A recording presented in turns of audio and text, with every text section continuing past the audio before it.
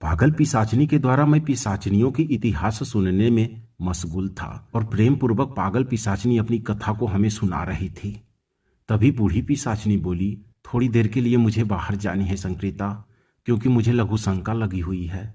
इतने में पागल पिशाचनी फिर उसके तरफ लपकते हुए बोली, तुम्हारा मुंह फिर बांधनी होगी। मैं बोला, रुको संक्रीता, जरा उसकी बात तो सुन लो कि वो क्या बोल रही है। उसे लघु शंका लगी हुई है, उसको ले जाकर कराओ, नहीं तो यहीं पर कर देगी। तभी पागल पिशाच ने उसको साथ में ले जाकर लघु शंका कराकर वापस लाकर फिर से अपनी कथा को बताने लगी। मित्रनाथ ने अपनी सारी कहानी और वैदिक काल में घटित घटना अपनी पत्नी को बता दिए। मित्रनाथ के द्वारा बताई गई बातों को सुनकर रूपमती भी सहज हो गई और इस कार्य को करने के लिए तैयार हो गई।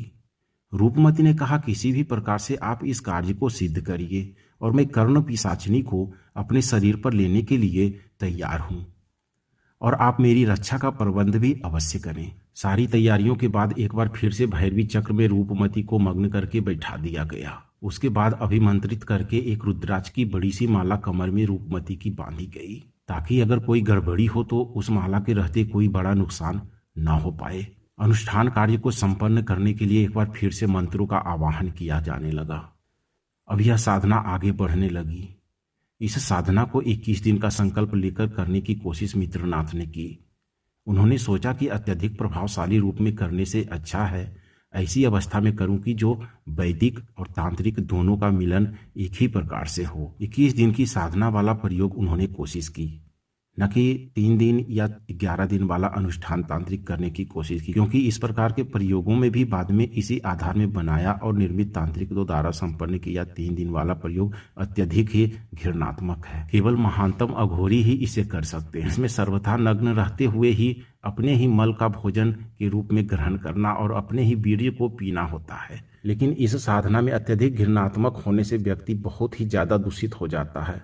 इस कार्य को करने से लेकिन 3 दिनों में ही इसकी सिद्धि हो जाती है, लेकिन इसका वर्णन मैं इस समय नहीं कर रहा हूं, क्योंकि यह काफी घृणात्मक है। जो मित्रनाथ ने 21 दिन वाली साधना की, इसके ही बारे में बात कर रहा हूं। कथा के रूप में अब धीरे धीरे 7 या 8 दिन बीत गए। एक दिन अचानक से रात्रि के समय रूपमती को अत्यधिक जोर से प्यास लगी। अपने मटके के पास वह रात को उठकर गई। उसने देखा कि पानी नहीं है। पानी के लिए उसे पनघट पर जाकर मटके को भरना होगा। वह पनघट पर मटका लेकर चल पड़ी, लेकिन उसकी प्यास अत्यधिक तेजी से बढ़ती जा रही थी। तब उसने एक बकरे को टहलते हुए देखा। काले रंग का एक बकरा जो अभी जवान नहीं हुआ था, थोड़ा छोटा ही था। उसको देखकर के अत्यधिक उत्तेजना इसके मन में पैदा हो गई। इसने तुरंत अपना मटका फोड़ दिया वहीं पर, झट से लपकी उस बकरे की तरफ और उस बकरे को झट से पकड़ ली। उसे उठाकर अपने ही घर में ले आई। सुबह जब मित्रनाथ उठे, अपने कमरे से बाहर निकले तो उन्होंने ऐसा दृश्य देखकर हतप्रभ रह गए। खून से सनी हुई उनकी पत्नी रूपमती मग्न अवस्था में बाल खुले हुए जमीन पर पड़ी हुई थी और उसकी तरफ एक बकरा था जिसका शरीर छत बिछत था, जैसे कि शेर ने उसका शिकार किया हो। आधा शरीर खाया हुआ और आधा शरीर के चिथड़े पड़े थे। बड़ी दुर्लभ स्थिति को देखते हुए मित्रनाथ दौड़ा दौड़ा अपनी पत्नी के पास आया और अपनी पत्नी को उठाया। उस समय उसकी पत्नी को भी होश नहीं था। अपनी पत्नी को इस अवस्था में देखकर मित्रनाथ बहुत दुखी थे। रूपमती को होश में लाकर मित्रनाथ ने रूपमती से पूछा, रूपमती, ये क्या किया तुमने? तभी रूपमती सारा दृश्य बताने लगी। उसने कहा, रात्रि को मुझे बहुत प्यास लगी हुई थी। पानी पीने की इच्छा हुई तो मटके के पास जाकर देखा तो मटके में पानी नहीं था। तो मैंने सोचा कि पनघट से मटके को भर लाऊं।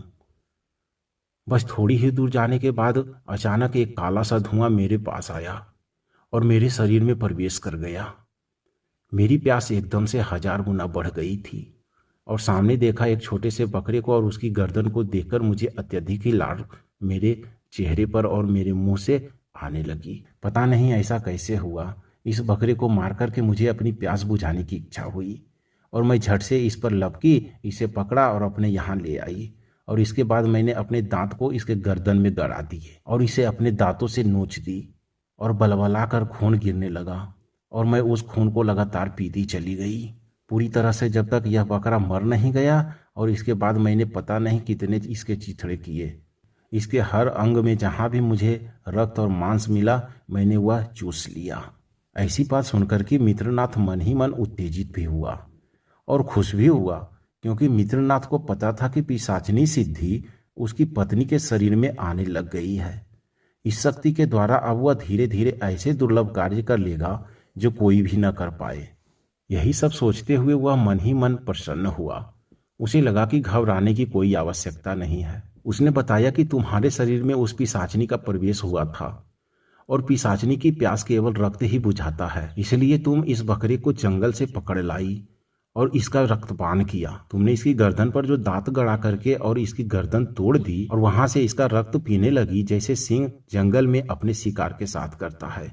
इसलिए तुम बिल्कुल भी चिंता मत करो और इसी प्रकार तुम इस साधना में मेरा सहयोग करती रहो, कारण कि ऐसा अनेकों बार होगा। लेकिन तुम घबराना मत, तुम्हें महापिशाचिनी बनाकर वह सिद्धियां तुमसे प्राप्त कर लूंगा। बाद में उसको साक्षात करके भी तुम्हारे शरीर से बाहर निकाल दूंगा। इस प्रकार से उस दिन यह घटना घटित हुई।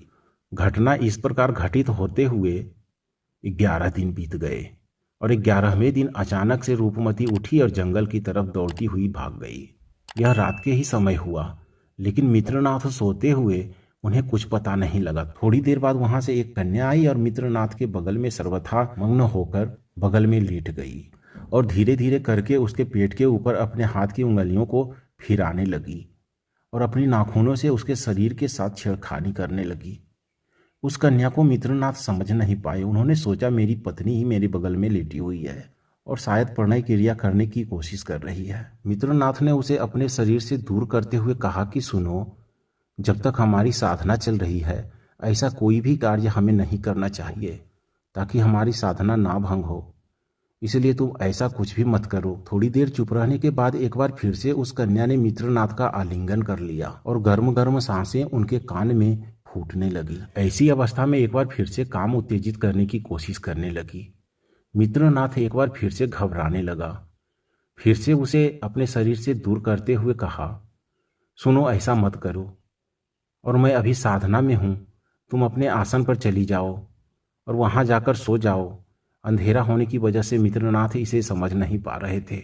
इस बात को समझाने के लिए मित्रनाथ बार बार उससे आग्रह कर रहे थे, हे देवी रूपमती, तुम समझा करो ताकि यह साधना किसी भी प्रकार से भंग ना हो। थोड़ी देर बाद एक बार फिर से वही हरकत करने की शुरू की। इस बार मित्रनाथ के बाएं कंधे के नीचे उस कन्या ने दांत गड़ा दिए। दांत गड़ाने की वजह से मित्रनाथ के कंधे से खून निकलने लगा। दर्द से कराहते हुए मित्रनाथ ने उसे धक्का दे दिया। मित्रनाथ ने कहा, क्या बदतमीजी कर रही हो, क्या हो गया है तुम्हें?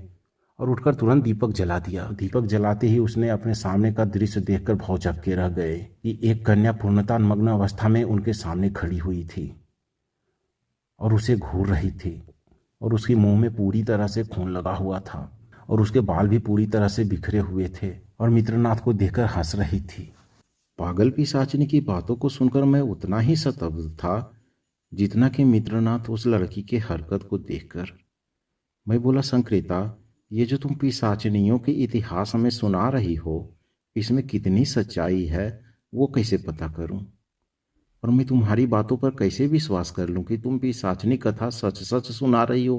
पागल पिशाचिनी बोली, पहले तुम इस कथा को पूरी तरह सुन लो, उसके बाद मैं तुम्हें इसकी सच्चाई भी बताऊंगी और ये भी बताऊंगी कि इस पिशाचिनी इतिहास के बारे में मुझे इतना कुछ कैसे पता है और इस बुढ़िया को इस इतिहास के बारे में क्यों नहीं पता है।